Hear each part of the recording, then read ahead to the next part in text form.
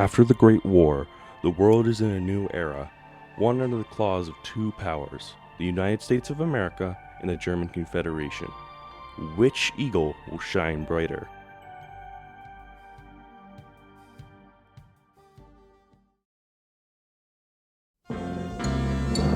Debout les damnés de la terre, debout les forçats de la faim. La raison donne en son cratère, c'est l'éruption de la faim. The World War was a costly affair for many nations. With France, this was even more true. France has had many revolutions historically, usually after a defeat.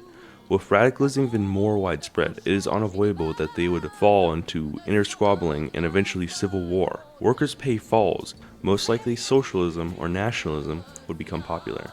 France would fall once again to radicals. Across the Channel, Britain stands. Unlike France, it has historically been much more stable. It wasn't hit with invasion, and with late entry into the war, a standing economy. The British try their best to stop French instability, but their efforts are in vain. Octanian militias form up and eventually revolt. The dominoes begin to fall. Socialists and nationalists fight on the streets. The moderates can do nothing but watch as the French Republic breaks down to anarchy. Mass refugees to Switzerland and Spain as people attempt to leave. Catalonians in Spain volunteer to join the Octanian forces in southern France. This only feeds the bloodshed, and by the end of the period known as the Anarchy, millions would die. Meanwhile, a march on Rome by Mussolini fails, as Italy was satisfied with the gains in the Great War.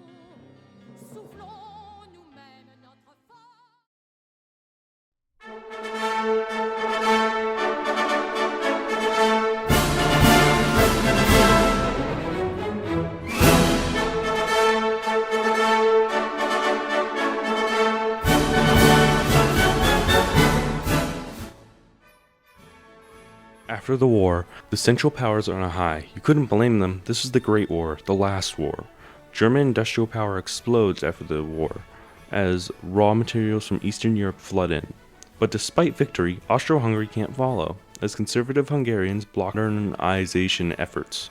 The problem was never minorities, it was the structure of the Union. At this point, the Emperor was the pin holding these two states together. They were independent, it just so happens that they had the same monarch. This man, Charles, he had a plan, and that was to federalize it into a confederation. He had already convinced the parliament, and so this would pass easily. This would significantly stabilize the Austrian half of the empire. However, the Hungarians would be horrified. Their influence had just been taken away, just like that. Unlike other minority groups, the Hungarians would protest the decision, but with decentralization would come many freedoms, which would empower the people of the United States of Greater Austria. Economically and domestically, this would become a beacon of hope for a better future. However, Germany was still the senior power, and would stop Austria from integrating Ukraine. Meanwhile, Bulgaria, the Prussia of the Balkans, would not be met with economic growth. Instead, almost every neighboring nation would be a rival. Some in Bulgaria would want to join Austria, but the nationalists would want to keep expanding. However, the Tsar would just be concerned with modernization and education. The Prime Minister would side with nationalist efforts, which would set the country back. One of Bulgaria's potential rivals, the Ottomans, would face its own problems. The one-party system had kind of worked, but minorities were still making up the vast majority of the empire. Unlike in Austria, the Ottomans were in no position to rework the whole system. It seemed like the gains in the Great War were just prolonging the inevitable collapse. But as the first riots broke out in the 1920s, oil would be found. And just like that, the Turks were back. Of course the government wasn't perfect. It was still rich. With the Suez Canal also in control, the trade had once again been set into Turkish hands. And so economic growth would take off. And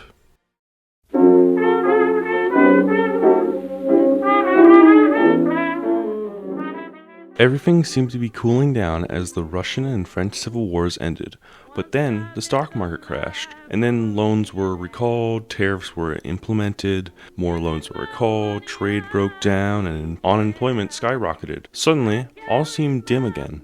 Russia and Bulgaria were hit the hardest as they hadn't even recovered from the war yet. The UK and France, without reparations to recover, would face a decade of further instability. Meanwhile, a post-Civil War Russia wouldn't have functioned even without the economic crisis, as the only thing holding the whites together was being anti-communist. Now, this diverse ideological coalition would shatter just as the provisional government did. Kolchak would call for a Congress to form, trying to let this conflict dissolve civilly. However, he was unsuccessful. Russia would enter a new phase of civil war. To the south, Persia felt everyone around them struggling to stand. They had not entered the Great War, meaning they weren't hit with collapses many had. They had found oil just as the Ottomans had. They would monetize, could easily push the British out, and take pieces of Central Asia off of Russia. The old man of Europe, the Ottomans, had once again caught a cough, a deathly cough. All Persia had to do was kick open the door, and the Ottomans would fall like a house of cards. Persia would officially join the League of Nations due to their massive success. This was the last straw for the British, who would leave the League. This would be a horrible idea. Now they lay next to socialists and Germans.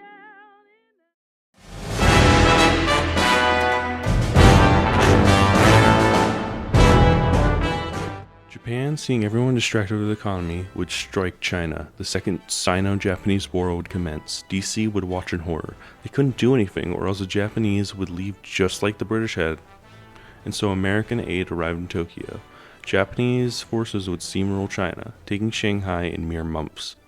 But as the terrain became tougher and the Chinese more battle-hardened, the Japanese had a harder time winning battles.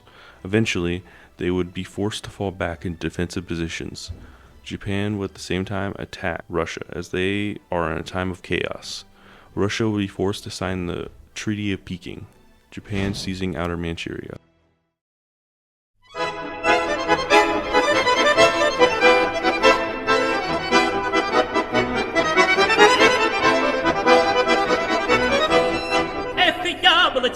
Да сбоку зелено, Колчаку забурал ходить не велено. The second phase of the Civil War has broken out. With the communists and Lenin dead, there isn't a reason for the coalition to work together. With Kolchak's attempt at democracy failing, monarchists, conservatives, liberals, socialists, and nationalists began a brutal terror. Siberian and Central Asian groups declared independence. The monarchists were extremely unpopular for obvious reasons. The socialists were weak. The nationalists couldn't gather an army outside of their own ethnicity. The conservatives were unpopular with lack of land reform, and so by process of elimination, the liberals would grow. The liberals and remaining socialists unite under the shared idea of a democratic Russia. This new Russian Federation is funded by the American government. Together with the Siberian Republic, they would form the Federal Front. They defeat nationalist forces in Omsk, pushing into the Russian heartland. Conservative forces make the decision to attack Ukraine, needing wheat to feed their armies. Germany responds with lightning speed, using this excuse to invade Russia, allying with monarchist forces and taking Moscow. Russia is now split between a strong liberal democracy to the east and a German puppet to the west. To avoid more deaths, American and German governments force an armistice agreement. The Volga River becomes the border.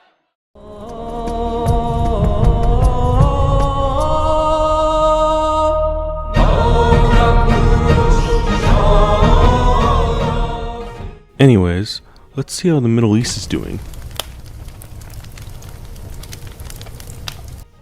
Oh well, could be worse. The Shah of Persia, Rezna, would sign a peace treaty with the remains of the Ottoman Empire. Greece, Italy, and Bulgaria had joined the war, taking slices of land for themselves. The Shah would announce in a speech, the Persian Empire has been restored.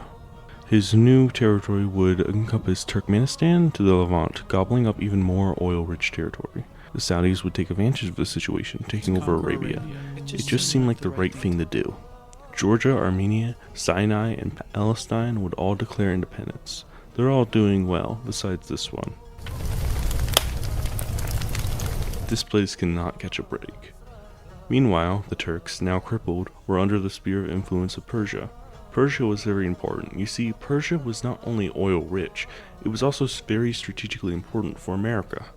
Now, America had a long front line of Germany if another war broke out.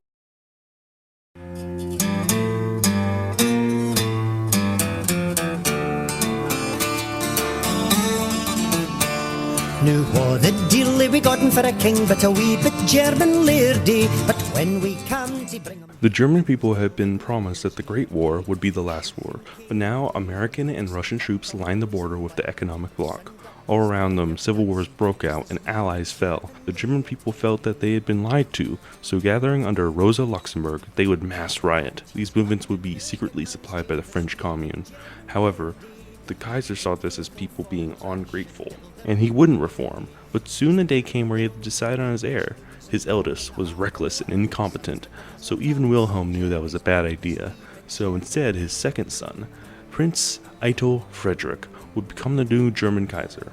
He was a decent military strategist and traditionalist. His views are much more consistent with his father's. However, his reign would be short, and he had no children, so Prince Augusta Wilhelm would come to power. He was educated in political science, and from the start of his reign would be competent. He came to the position of Kaiser at a time of instability. His two predecessors died almost the same year, and the Spartacists still called for reform and full democracy. Augusta wasn't exactly excited about reform, but if it helped Germany, he would go along with it. And so a gradual reform and democratization process would take shape. For now, however, the Kaiser still held most power and final say in all decisions.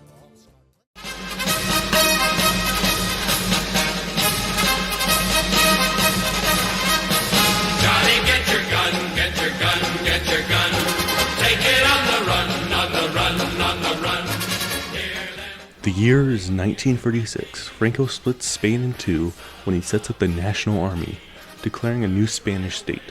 The Civil War breaks out. Britain and Portugal supply the National Front, while the French and Mexicans supply the Republicans. Eventually, Portugal goes all in and sends multiple divisions to the front line. Fearful of nationalism fully surrounding France, France joins in as well. Pushing the Francoists out of the north, Germany and Britain make a deal called the Treaty of Liverpool, made to deal with the French Commune. In a surprise attack, Germany and Britain jointly invade France. Greater Austria condemns the action and cuts ties with Germany, taking Ukraine with them. Portugal shutting down elections and supporting German efforts causes America to cut all aid. And just like that, the Spanish Civil War explodes into a full world war. The League of Nations mobilizes for war. The Federation of Russia declares war on Germany. This is followed by Japanese, American, Persian, and Greek declarations of war. The economic bloc isn't able to establish a strong defense on the Volga River, forced to fall back. Persian and Greek forces force Turkey to join them so they can crush the Balkans. Bulgaria is ran over. Romania joins the Entente. Austria allows the League's forces to travel through. In response, Germany invades Austria, taking Prague in the summer of 1937. The Nordic countries are also attacked by German forces as they seek to secure their north, but Scandinavia is cold and cannot be snuffed out swiftly. The Battle of Copenhagen is rough, but the German war machine is unstoppable. The Danish forces are pushed into the sea, with the royal family escaping to Norway. Meanwhile, American forces arrive in Africa and start fighting German armies. Britain is forced to pick a side. Parliament is split up between pro-Americans and pro-Germans. Their decision would decide the fate of Earth.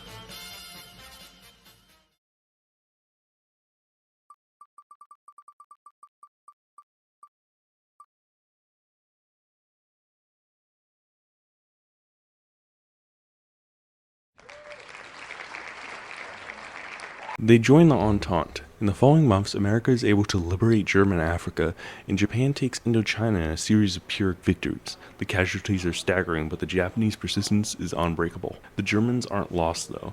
They rush into Vienna and Barcelona, using combined arms warfare. Meanwhile, Portuguese and German forces enter Madrid as the Republican front line collapses. German victories are staggering, but American armies are just arriving in the south. They have to think of something fast to knock a power out of the war. They looked around for weak points in the Entente lines, and their answer was Russia.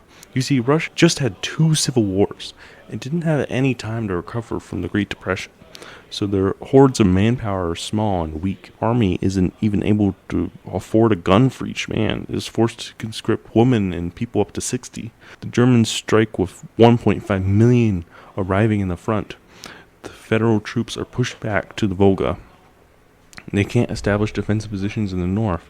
It's a race against time, but then the first American troops arrive in Malaga and Barcelona. Portuguese troops are crushed under the weight of much stronger American forces. Iberia is liberated. Meanwhile, in the north, Sweden has folded, and Finnish troops are retreated to the north, where they set up Finno-Sami guerrilla forces. notably using moose to shock dispersed German troops unable to run in their heavy equipment. Norway is just as hard of a fight, the mountainous and snowy terrain making whole divisions disappear, and Nordic troops hunt down Germans. However, despite their brave and diligent efforts, Oslo and Stockhaven fall. Meanwhile, German efforts in Russia push the federal forces deep into Siberia, and the front lines collapse. Persian forces are able to hold on to the south due to their superior capabilities. But then, 7, 6, 11. in 1838, London and Tehran are nuked. The USA is multiple years away from developing their own warheads. Einstein and other scientists never left Germany without the Nazi threat. In this timeline, they work for the Germans. This, along with hegemonic amounts of resources and less bureaucratic nonsense, make the Germans years ahead of America. The war is looking bad for the Entente. However, they fight like hell. Finally, after a decade of war, Japan subjugates China. This means Japan can now send their full force onto Europe. They stabilize the Siberian front line. The Siberian locals are armed below the German advance. Meanwhile, in France, American and Spanish forces have minor successes in the Pyrenees. Roosevelt understands every month comes closer to the German triumph. So in 1841, they have talks with the Italian and Swiss governments, a planned surprise attack across the Alps. At best, it could push the German front line back to Bavaria. At worst, it could divert German troops from multiple fronts. Then the unthinkable happens. DC is nuked. American public support for the war collapses. Siberia gradually taken back as millions of Japanese and Persian troops flood in. After constant war, the region is extremely undeveloped, and Russia won't recover for centuries. Italy declares war on Germany in 1839, joining the League of Nations. Slovenia and Tyrol are immediately taken. Germany can't hold alone, and they have to look around desperately for allies. Netherlands has already joined the war at the start, when they realized they had one more trick up their sleeves. Britain was a shell of its former self. Its colonies would be joyful in any opportunity for independence, and so German agents sneak through Afghanistan into British Raj, supplying and supporting revolts. And once one appears, another appears, and then another one. Raj breaks down into revolution. Britain requests Persian and Japanese aid, but they can't spare more than a few divisions. Meanwhile, just as American troops break through the Pyrenees and the Battle of Bordeaux began, in 1840, German boots hit the shores of Great Britain in Operation Walkenrung.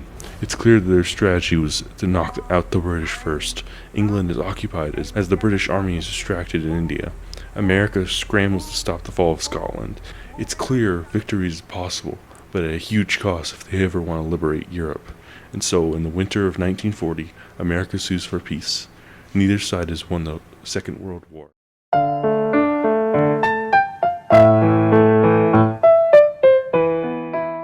France has turned to a neutral state, some counties joining Switzerland. Spain is put under a republican democracy. Portuguese colonies are decolonized. Italy gets minor border changes. Germany pushes its border to the north, annexing Denmark, Gotland, and Scania. Norway takes Danish colonies. Finland is given Karelia, and Estonia under the new Ural Confederation. The remains of Sweden are split up between the Ural Confederation and the Duchy of Stockholm. Russia becomes a pro-German monarchy. In return for no gains, Japan, Netherlands, and Persia get parts of British colonies. The remaining Indian territories are put under a democratic confederation, with the northern lands like Nepal as independent nations. In the Balkans, Bulgaria is split up. Greater Austria gives up Ukraine. Austria is forced under neutrality for 100 years, along with Switzerland and Liechtenstein, nicknamed the Three Sisters of Alpine Neutrality. In the end of this chaotic war, there's still reasonable leaders on both sides, so Germany and America would not enter a Cold War, especially as they both follow similar economic and political principles. This would be called the Great Peace, for no wars between world powers would occur for centuries, not even indirect ones.